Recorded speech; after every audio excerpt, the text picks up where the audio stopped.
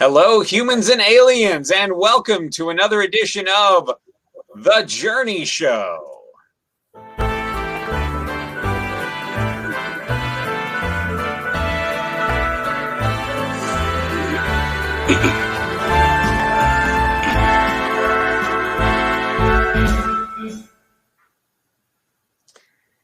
Hello again, it is April 3rd, 1966, and we are on the third episode of the second season of The Journey Show. Today we're going to be adventuring to the very frontiers that humanity has visited in the recent years, and we've got an amazing panel of experts here to discuss all sorts of things, from mountains to outer spaces to underwater to Olduvai gorge to gosh, everywhere, and these are some really amazing people. I've got Professor Elliot Frantz, intrepid adventurer and peripatetic soul. I've got Jonathan Riehn, who is possibly the most experienced person in the world when it comes to fusing archaeology and geodetics. And of course, our very own journeyer, Kaye Dee, who knows practically everything about everything.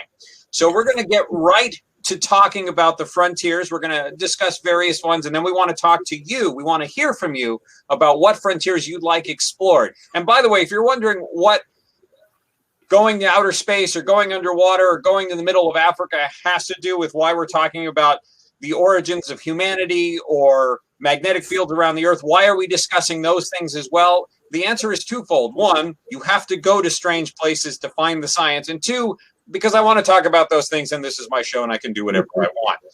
All right, so we will be talking about that in just a second, but first, this news.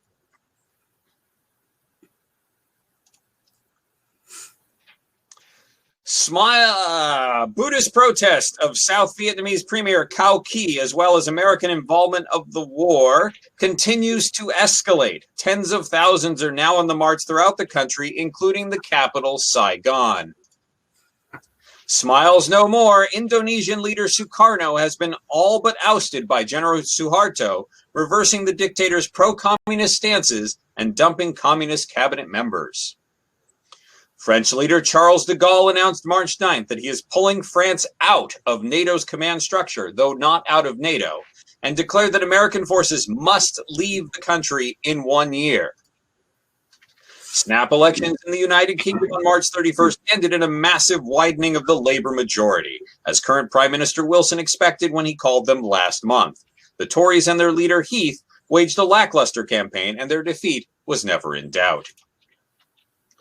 A week before saw a kiss of peace between church heads. For the first time in 400 years, the Archbishop of Canterbury and the Pope were face to face, the historic encounter occurring in the Sistine Chapel in Rome.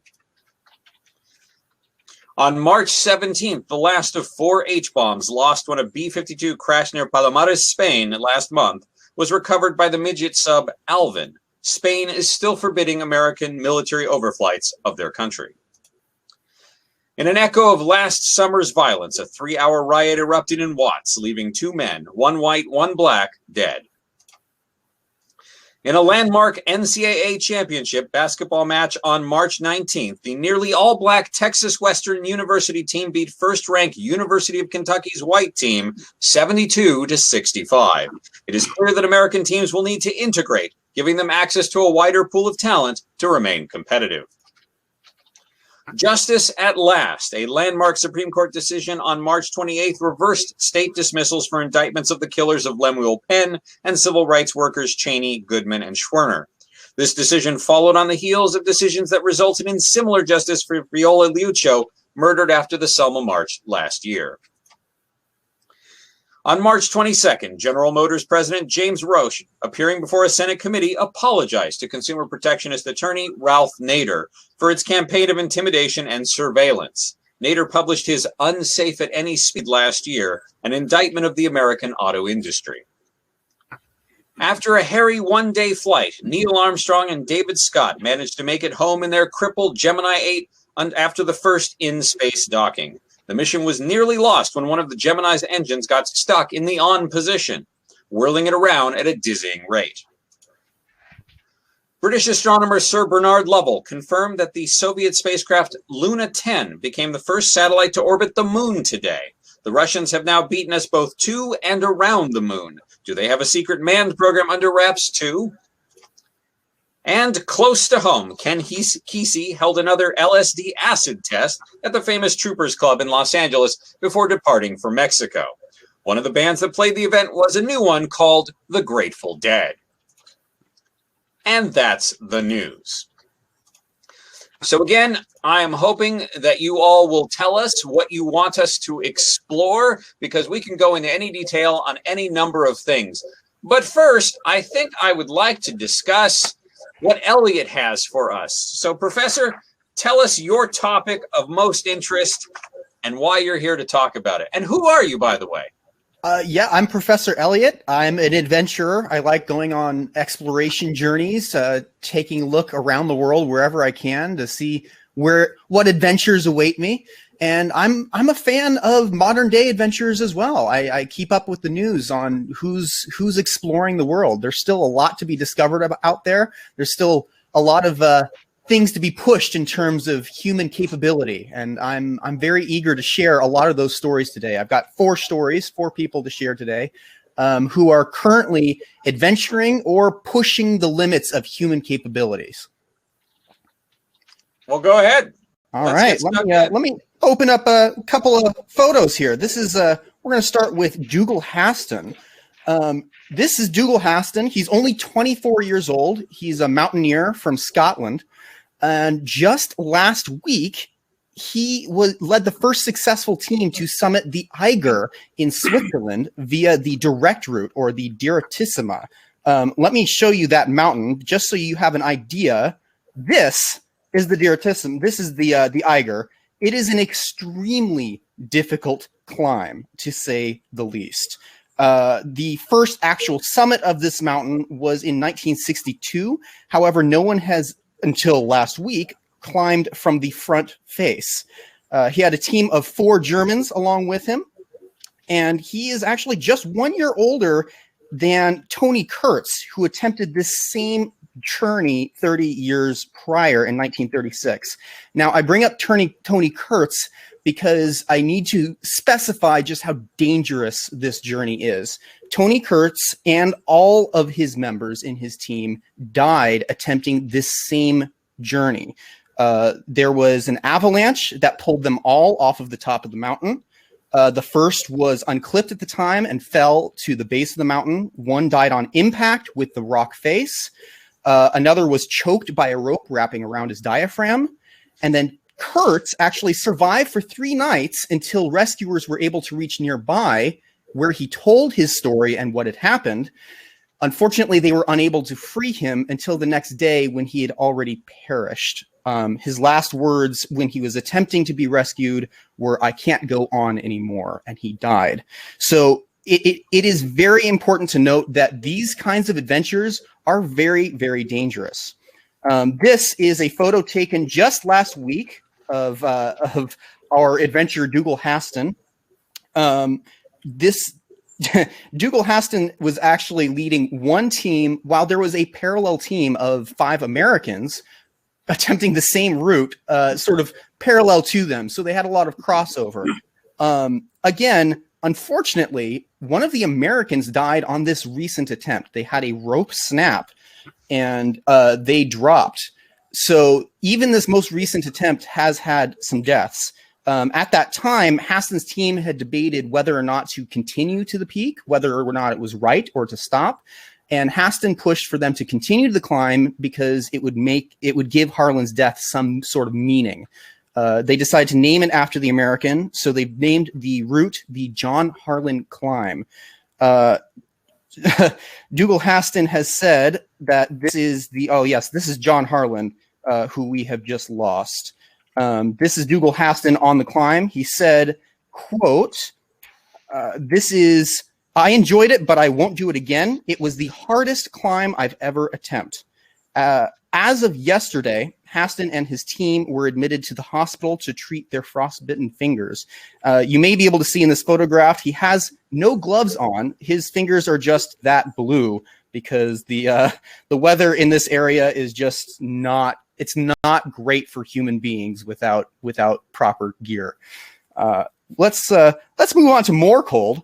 An adventurer who is probably quite well known to many of you out here is Edmund Hillary. This is a photo of Edmund Hillary and his guide, Tenzing Norgay, in 1953, after they had become the first to summit Mount Everest. Since that day, Edmund Hillary has summited 10 other peaks in the Himalayas, certainly continuing his journey and his adventuring. Professor, I have a question for you. Yes. I can understand why we go to Antarctica and the North Pole and outer space and underwater in Africa in the pursuit of scientific knowledge. There are some things we literally can't get anywhere else. Certainly. What do we learn by going to the tops of mountains, or is this all just a sport?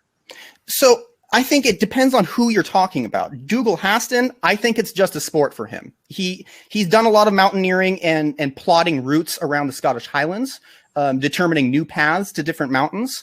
So I think for him, it's a sport. It's finding ways to push himself. However, in regards to Edmund Hillary, there's definitely some scientific aspects to what he's doing in the mountains. And that's actually very relevant to his current journey. He was funded for his latest journey, which is the Silver Hut expedition in 1960 to 1961. Let's get a photo here. There is the Silver Hut. So he proposed a multi-purpose trip. One, he wanted to prove that oxygen wasn't needed, like additional oxygen, tanks of oxygen, wouldn't be necessary to summit any of the highest peaks in the world. He wanted to prove that a human being, a human body, could survive even possibly Mount Everest without the additional use of oxygen. And two, he wanted to prove or disprove the existence of the Yeti, which is certainly a lot of fun.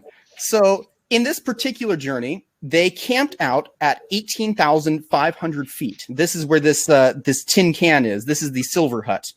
And they camped out there from November of 1960 to March of 1961. The idea being you can acclimatize to the lower oxygen levels and then attempt to summit a high peak.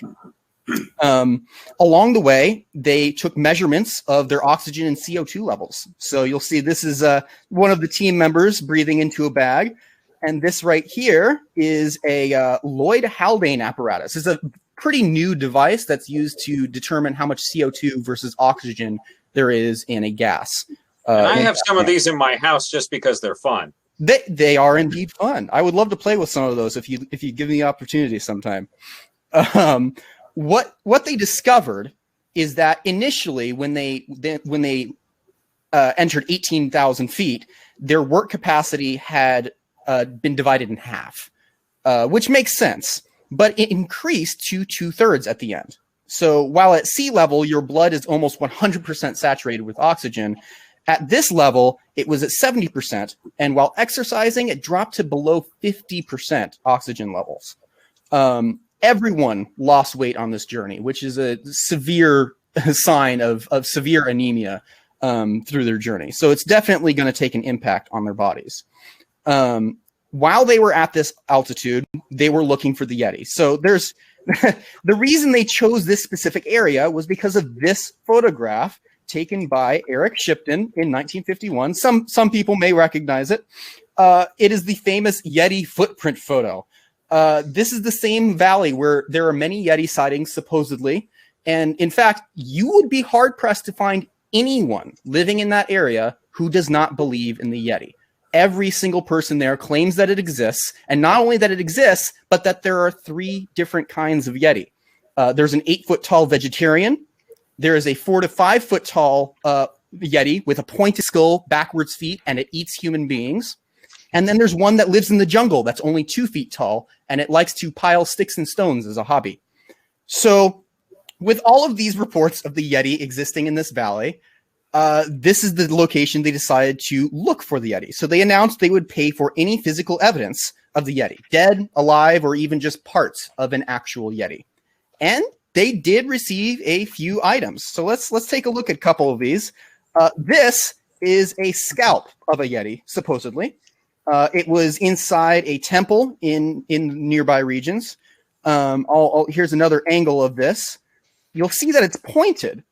That's actually Congressman McGovern's toupee, I believe. It has a striking resemblance. So this is interesting because it has no stitches in it at all. Now, the bones they discovered were just human, but the scalp was a little bit trickier because it does have that pointed shape described to them as being Yeti-like. So what the team did is create a little wooden mold, and they attempted to recreate the scalp with some goat pelts. And they were, in fact, able to replicate this process and make something that looks very, very similar to this scalp. So we're pretty confident that these are all fakes. They also received a couple of bear pelts for Tibetan blue bear belts. So Professor, I'm gonna cut you there because this is all amazingly fascinating, and we could probably do a whole segment on mountaineering. That said, there's been some demand to discuss some of the other frontiers of science, and I want to go to some other places. For instance, Antarctica. Ooh. So keeping in the theme of great cold, this is an expedition that was launched last year by Argentina to the South Pole. And in fact, Kaye Dee is reporting. She's one of the first women in Antarctica. She's reporting from Australia's Davis Station. Kaye, why don't you tell us a little bit about what's going on in Antarctica right now, and how cold is it right now? It's just coming into autumn down here. So the days are getting much shorter, and before too much longer, of course, we're going to be going into the perpetual night period. I'm not quite sure what the current outside temperature is, but I'm not going out to check. It's not looking well right now. It's about 5:30 in the morning, so it's pretty cold out there. As you can probably tell, you can actually see a window behind us, which normally you'd be able to see the snowy reaches, but right now you can tell it's nighttime. And I'm going to pause you for just a sec. Is Jonathan Riehn out there? He went to complete blackness a little while ago. We may have lost our satellite link with him. He might be doing an oats. Hello? Step outside. Jonathan, we can't see you, so you may want to disconnect. Go out on your roof, disconnect the satellite link, and then reconnect it so Intelsat can reconnect with you, because we can't see you at all. And that's a shame, because you're one of the handsomest of all of us. Okay. So while you're doing that, can you hear me? We can hear you just fine, but we can't see you unless it's there's Have a you face. turned out the lights? Yeah, No. I think we must be somewhere where it's winter, except that doesn't make sense because we're near the equinox. So maybe you're on the dark side of the moon, which is really a frontier for science. It could be. It could be. So I would try completely disconnecting your satellite link mainframe and then reconnecting it. And while you're figuring out your technical difficulties, Kaye, why don't you continue? Sorry about that. Excuse me. Yeah, let me see. I'm not quite sure of the current work program of some of my colleagues, but we do a lot of work down here on auroral studies. A lot of interest in the upper atmosphere, and the ionosphere particularly. So there's quite a bit of work being done out of the base here. And in fact, one of my previous colleagues who was down here back in the late 50s during the International Geophysical Year is now over in the US, and he's actually hoping to become an astronaut. Why is Antarctica such a good place to do research on the ionosphere? Because it's one of the areas where, of course, the magnetic poles are coming back down.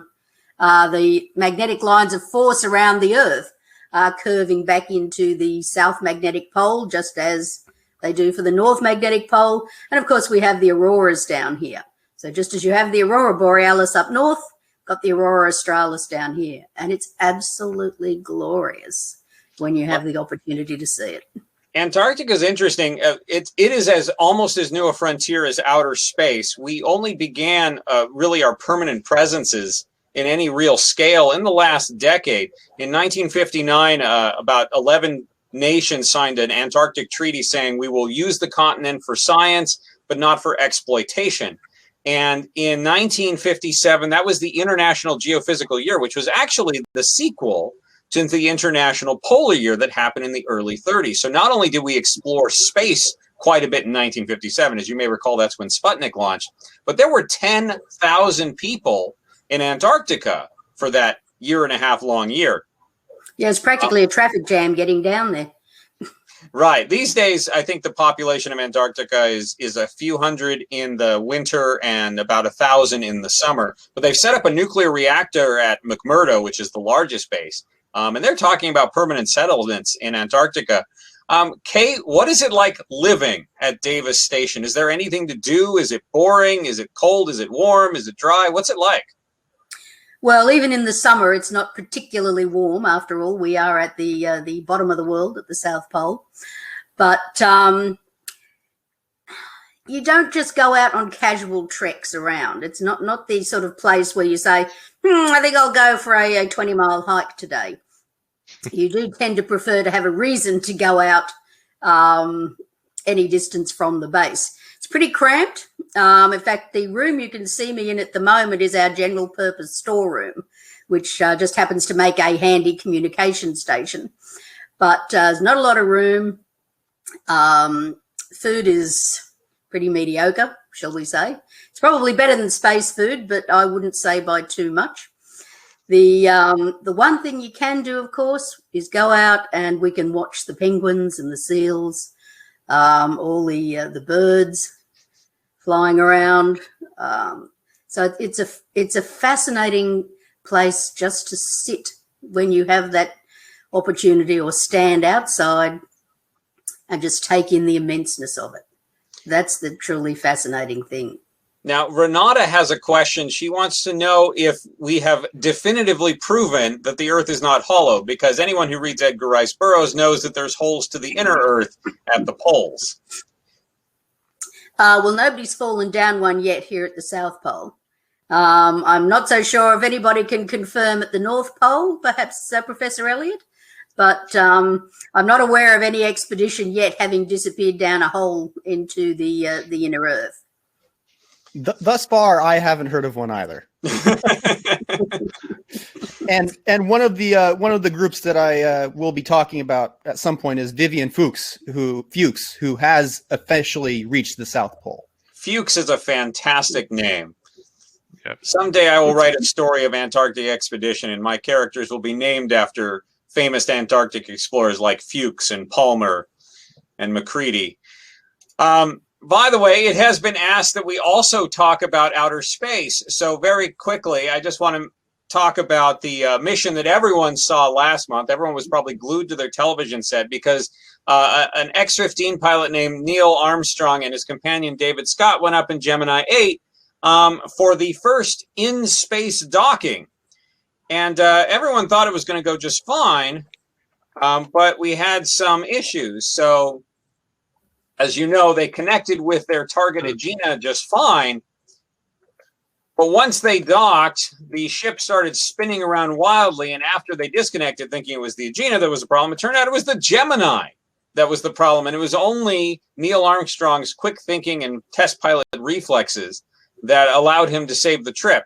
What he did was he turned off the maneuvering thrusters of the Gemini and instead used his re-entry motors to readjust the ship. Unfortunately, having done that, it was now time to scrub the mission and come back to Earth, which, thankfully, they did safely.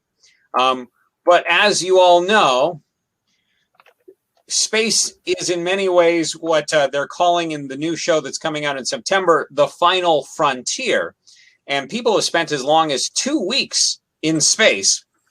And what the astronauts, possibly the most important thing that was discovered after 2 weeks in space is that it is impossible to hold your bowel functions for more than 8 days in outer space, much to the dismay and consternation of your crewmates. But, you know, it's a phone booth-sized spacecraft. What are you going to do? I wonder if anyone here had any extra tidbits they wanted to talk about space, or if there are any people who want to know more about life in space. We will be happy to answer your questions because, of course, Kaye is a space historian, and I am as well, and pretty much everyone else has at least a passing interest in it. Kaye, do you have anything exciting to talk about Gemini or maybe Apollo? Well, I think the exciting thing is, of course, they've selected the crew now for the first manned Apollo mission. So that's interesting to see who they've chosen, because we've got Gus Grissom, who, of course, was the second American in space, and then the commander of the first Gemini mission, Ed White, who was the first American to make a spacewalk, and a young rookie by the name of Roger Chaffee. So they'll be gearing up for their first flight next year. And that'll be interesting to see how the Apollo spacecraft shakes out, because it's got a very important mission in terms of making it all the way to the moon.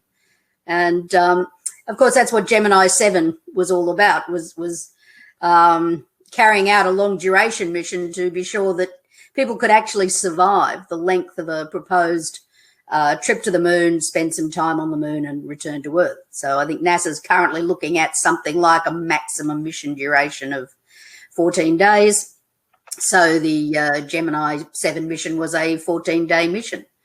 And it did get pretty horrible up there by the end of the mission. There we are. We can now see the Apollo 1 crew. That's Ed White on the left, Grissom in the center, and Chaffee on the right. And you can see their Apollo command module there. It has a great deal more room in it than the Gemini.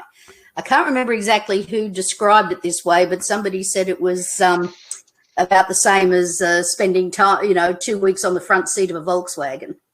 That's about the amount of room you had in a Gemini capsule, but there's a lot more room in Apollo, and you're going to need it for a voyage that far.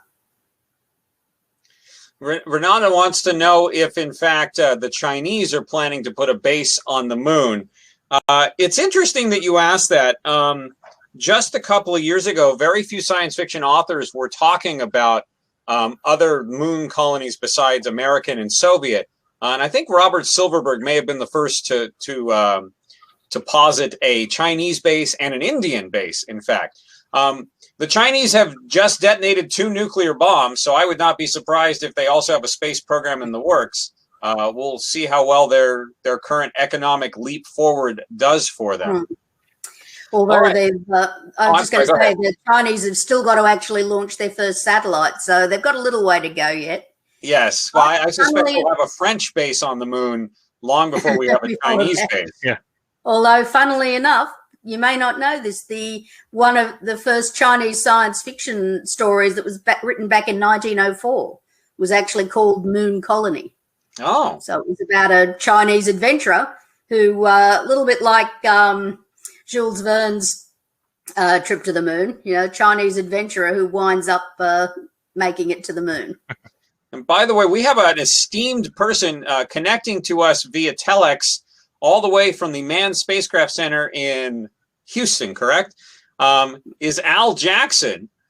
He's a young, I believe he's out a master's degree, so I won't call him Dr. Jackson, but he's a very knowledgeable person, and he's been providing the journey with updates in his adventures, and he's met some interesting personages, and it's going to be one of the more important people in our space program, I believe. So thank you very much for coming, Mr. Jackson. I want to take us back to Earth, to one of my favorite topics. And speaking of coming back to Earth, Jonathan, if you could have your cameraman maybe dip the camera a little bit so we can actually see that you have a chin. Or there you go. Or you can do that. So, Jonathan, we haven't talked much about you, but you know a heck of a lot. Tell us who you are, and let's talk a little bit about why we're going to Tanganyika, or now it's Tanzania, what we're doing out there. Well, first, I will tell us about myself. I'm an archaeologist, but I also have been working with geodetics. And that is my primary goal right now, is entwining two in both fields. But I express really strong interest in how much we adventure out and around people. All this is incredible, and let's take us to Olduvai Gorge in Tanzania, and you find Lewis and Mary Leakey. Both were archaeologists. Yep. We've lost the satellite link again. You did? Oh, I see. I see. You were getting out your slides. Oh, wonderful. Perfect. Yes. That looks great. All right. No, it's just fine. So in the top left, you can see Lewis and Mary Leakey here. But let's first go into who they were. Both were archaeologists already supported in accredited journals. However, Lewis was renowned around the world at this time. But Mary, however, was not. What was impressive was the fact that she was even noted in accredited journals, because during the late 1920s, for women to hold such status as an archaeological illustrator was almost unheard of, used in peer-reviewed journals. There were a few, but very, very few. It was also equally impressive that since Mary was not verbose or grandstanding, unlike her husband, she let her archaeological illustrations speak for herself. They both later became paleontologists, with Lewis focusing on paleontology and osteology of hominids. Osteology just means the study of skeletal structures of hominids. And Mary also focused on paleoarchaeology, which has something to my own heart because I actually did some work as a paleoarchaeologist. Basically, it just means archaeology during the Paleolithic period, or to be more precise, it means archaeology focusing on hominid fossils ranging from 15 million years ago to 10,000 years ago, what we call the archaeological deep period, or deep time. So this paleontologists time before history, and it includes the entire evolution of humanity from when we were ape-like creatures. Correct. So a lot of paleontologists use the term deep time, and archaeologists adopted it. From here, we see the founding of where Lewis Leakey originally came from, Kenya, and then he returned back to Kenya and that whole African continent to take up Eastern archaeological expeditions in the mid-1920s. Later publishing work on his hominid discoveries, Leakey made his first trip to Olduvai Gorge. Down here, I don't know if you can see my cursor, this is where the Olduvai Gorge is in Tanzania. I think it's actually approximately where Elliot's head is. Yes, I was correct. yes, you are. From here, Leakey made its first trip after his second trip to Kenya. He made his first trip, as I said, to Olduvai Gorge, which is now located in Tanzania. At the time, it was not Tanzania in 1931. The site would eventually become what both Leakeys become famous for. Lewis Leakey then married Mary Nicol in 1937, the woman you're seeing in all the photos. The two had worked together on Leakey's 1934 ancestors. They were already working together even before they had relations with each other. So, for which Nicol provided archaeological illustration, which later on became acclaimed by National Geographic in the 50s. Leakey again defied the conventions of his day by divorcing his first wife, with whom he had 2 children. Lewis and Mary then moved to Kenya themselves and had 3 children of their own. You see, the far right is Jonathan, is their eldest child, That's a good name. Then yes, I think so. And then the 2 children here, and then you see their Dalmatians, which were huge. What Jonathan becomes very important later on. As a professional couple, Mary was known for keeping to herself and being particular about the quality and accuracy of her findings. She just wanted to do work, whereas Lewis was more of a showman, a lecturer. He was on even the many different talk shows. He was comfortable pushing concepts to larger communities based on, honestly, just theories, while facing criticism over his forthrightness and legitimacy of his ideas. After World War II, Lewis became the curator of Corendon Memorial Museum in Nairobi and worked with other organizations that focused on prehistory research. This is important because at the same time, at Rusinga Island, Mary Leakey discovered the fossil remains of Proconsul africanus, an ancestor of apes and humans that existed more than 18 million years ago. This was groundbreaking at the time. After having done previous work at Olduvai, unearthing ancient tools and animal fossils, in 1959 is where we get the most notable excavations by both the Leakeys. That year, during a time when Lewis actually had the flu, Mary discovered a human fossil dubbed the Zinjanthropus boisei, which later on was relegated to the Paranthropus in 1965. But it is estimated to be 2 million years old. You see the skull in the center picture, you see it, and it is arguably part of the robust Australopithecines. But this classification of genus is very contested and will be revised probably in the future. We just don't know. So just to explain to the audience, for the last 60 years, our understanding of human evolution has been dramatically revised with the discovery of what they call the South Ape, Australopithecines. These are animals that walked upright like humans. In fact, from the neck down, they look almost human in the skeletal finds that we found.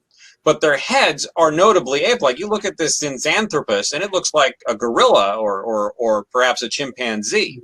And the combination of the two was startling because for so long, people had thought that the brain of the human developed first and the body would still be ape-like. And in fact, one of the biggest hoaxes in scientific history is, of course, Piltdown Man, which in the teens was presented as authentic and, in fact, was the combination of a human skull and an ape-like palate. This was disproven in the 50s. And thankfully, by the time Zinj was found, we had settled upon a history that made sense based on the fossils we'd found. So we know that there were these South apes, these Australopithecines. We know there's another transitional creature between these apes and the Neanderthals and the Cro-Magnons of Europe that right now they're calling Pithecanthropus. You may have heard of Java Man and Peking Man. Also at the ends of the earth, these were found.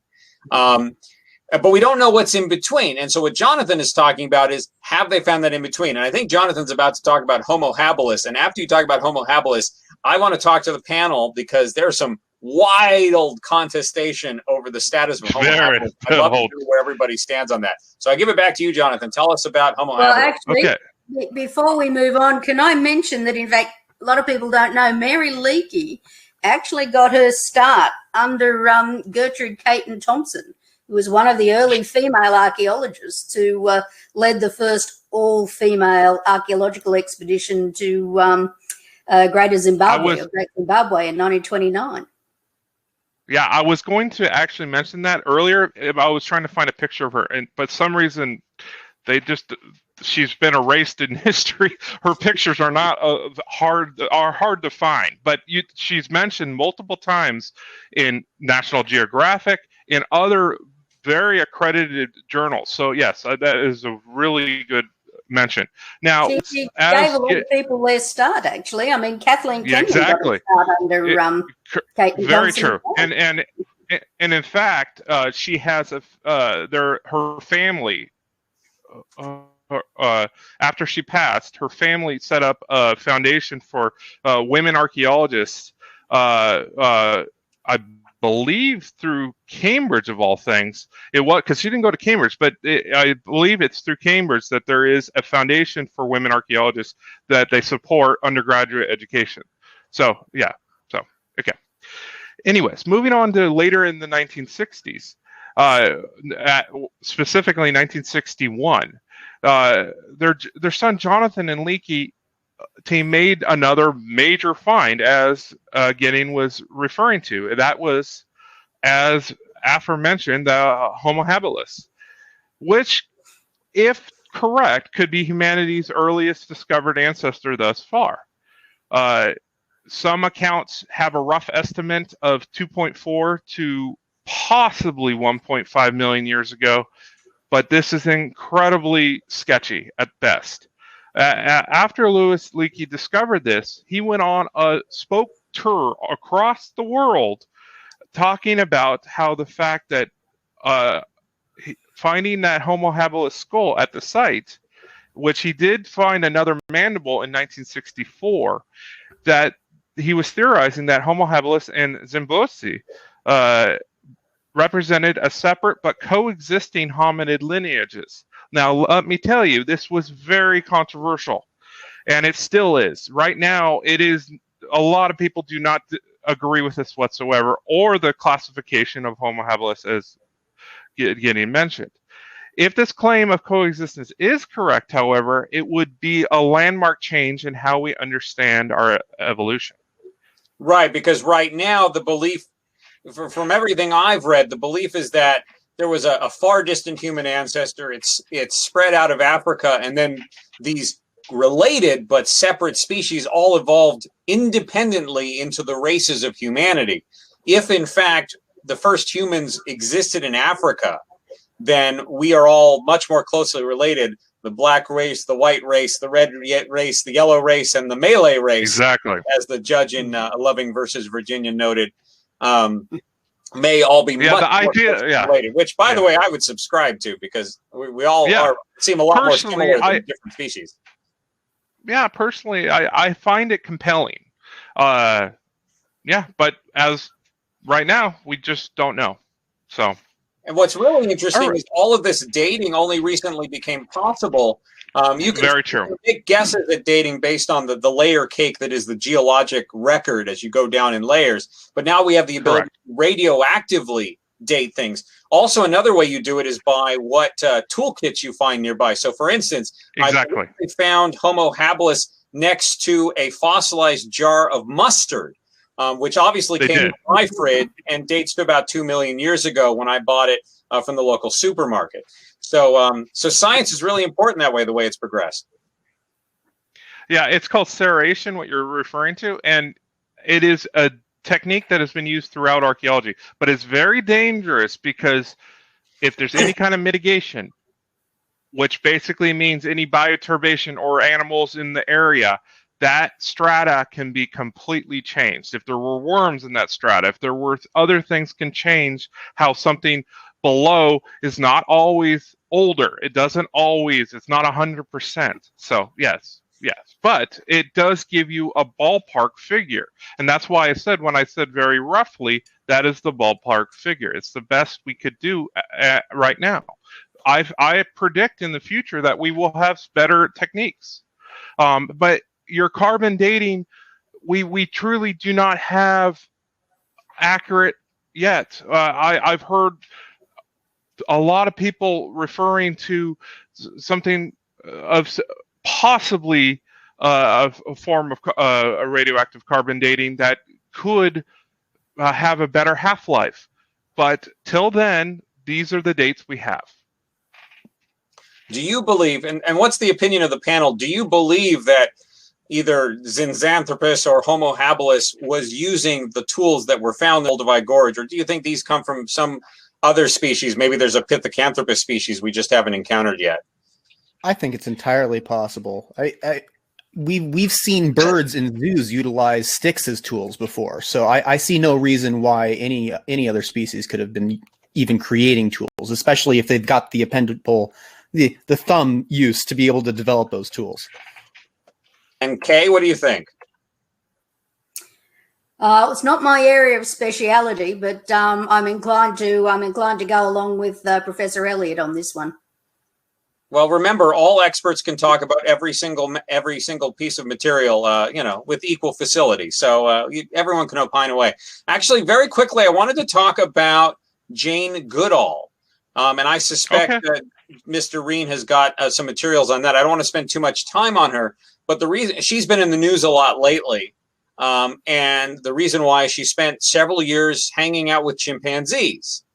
And the reason she is important is she actually was sent to Tanganyika, now Tanzania. Yeah, Tanzania. Right. But it was Tanganyika at the time, so it counts. It was. She was actually sent. She was actually sent by Leakey to to look at chimpanzees because they are considered one of our closest relatives and therefore perhaps shed some clues as to what human ancestors might have been like. And she discovered a lot of really interesting things about them. Jonathan, you've met Miss Goodall, is that correct? Yes, I have, in fact.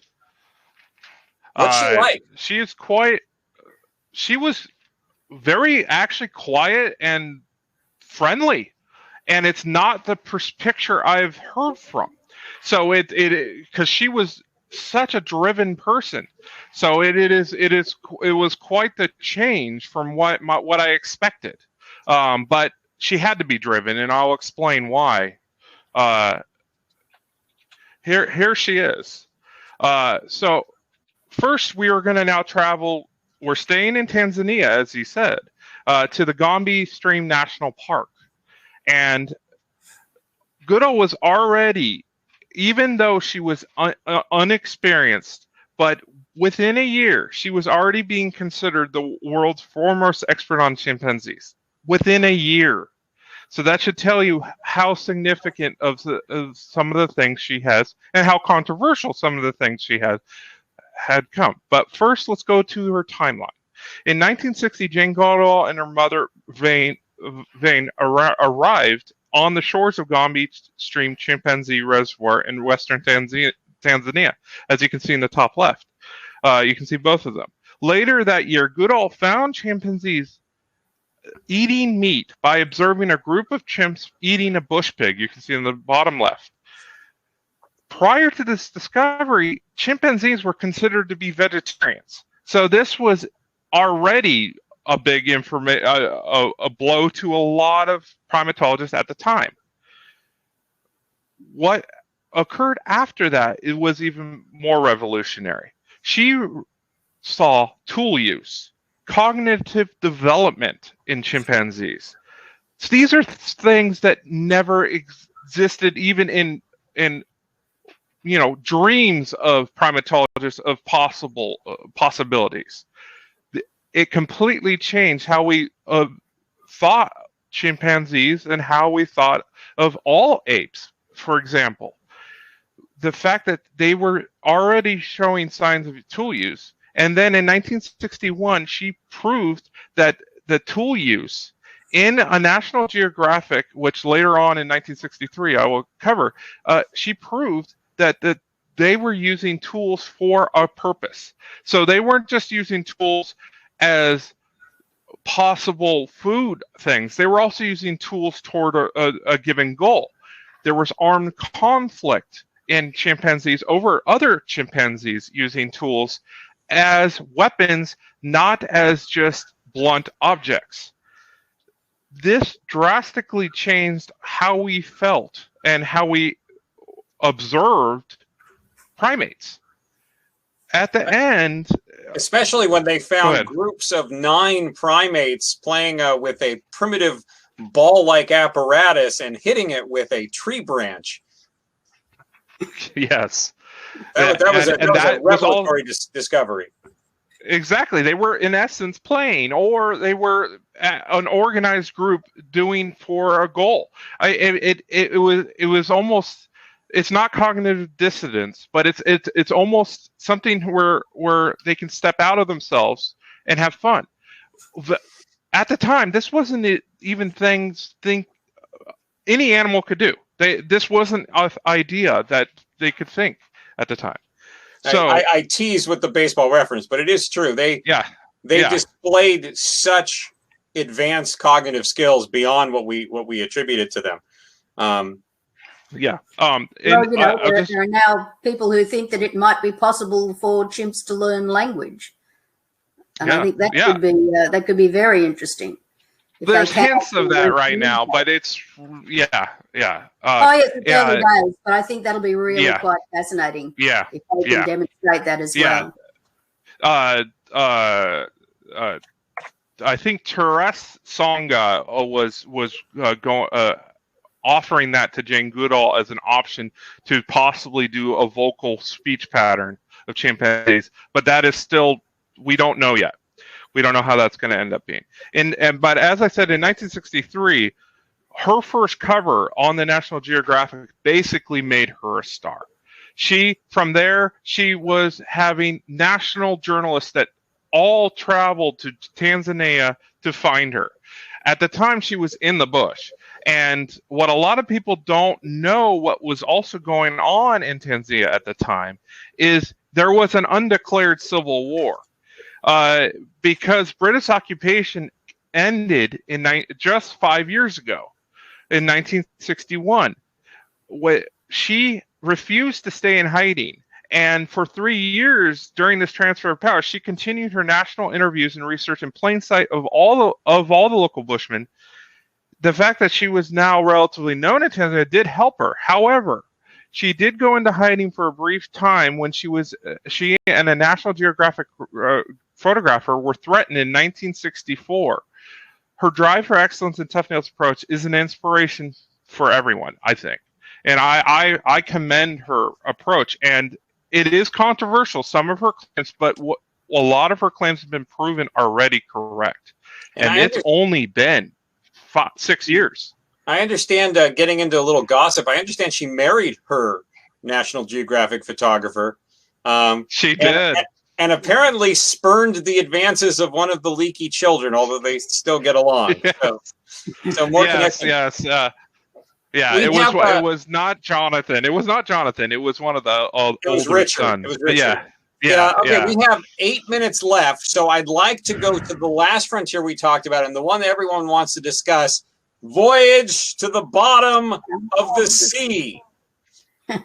Or as my dad likes to call it, voyage to the bottom of the bathtub. Yes. So I'll just play a pickup. Who wants to talk about the latest advances? Elliot, Kaye, where are we now in terms of undersea adventures? I think it's pretty amazing at the moment. We've had the Sealabs just in the last couple of years, where we've had people living under the water for extended periods to demonstrate that it is, in fact, possible using a technique called saturation diving to actually spend extended periods living and working under the sea. In fact, we've even had one of the Mercury astronauts, Scott Carpenter, and he spent time as the leader of 2 expeditions on the Sealab 2 habitat mission or habitat program. And Sealab is right off the coast of San Diego, actually. I could have visited them, but I was busy. I was washing my hair that week. I think actually you could have had a bit of fun trying to get down to visit them. They were at a reasonable depth, and not something you could just hold your breath on the way down. I don't know. I saw an episode of Flipper last week, and Sandy made it down about 250 feet to rescue his dad. So he had oxygen. Yeah. I would have had oxygen too. Sorry, what was that? Lorelei said he had oxygen. Well, I would have had oxygen too. Sorry, go on. I did mean to interrupt, but now I'm not interrupting anymore. Yeah. But yes, there's so there's a lot of interesting work being done there. And in fact, you mentioned Flipper. Part of the work that's been done in connection with Sealab is actually some of the Navy's dolphin training. And they've been trying to see if they can train dolphins to actually assist deep working crews. Wow. They had a dolphin called Tuffy, and they were trying to train him to take specific equipment down to the Sealab, or actually be able to carry things between Sealab crew members when they were out working under the ocean. But I've heard some various reports as to how successful this actually was. But the Navy says that they're going to use Tuffy again for more work with Sealab 3. So I guess they must have been fairly happy with his performance. But I think this idea. Sorry, go on. I must say it does worry me hearing about not just a science expedition experimenting with using dolphins as tools underwater, but the Navy in particular using dolphins underwater. I do wonder if this experimentation is solely for scientific progress and not for military use as well. It's interesting. Here's these rumors about using dolphins to swim up to ships, enemy ships in port and attach mines to them. Whether this will actually occur is another matter. So, Elliot, that's interesting you bring that up. In a recent issue of Analog, just a couple of months ago, there was a story. It wasn't a very good story, but there was a story about an ex-Navy person and his pet dolphin whose job was to sniff out things for the Navy. So if we're writing science fiction about it, it probably isn't too far away. And by the way, to answer Renata, who asked a question about Europa, it's a very interesting suggestion that we might need to deep sea dive a moon of Jupiter. All we know right now is that Europa is a big dot of light, probably made of ice based on its density. But the idea that there could be an ocean under the ice, that's pretty far out, man. I don't know. Pretty far-fetched at the moment, I'd say. Mind you, Heinlein had people farming on Ganymede, wasn't it? Yeah, they did. That was actually a pretty good book, actually. I think it was Ganymede. Farmer Farmer in the Sky. Yeah, it wasn't bad.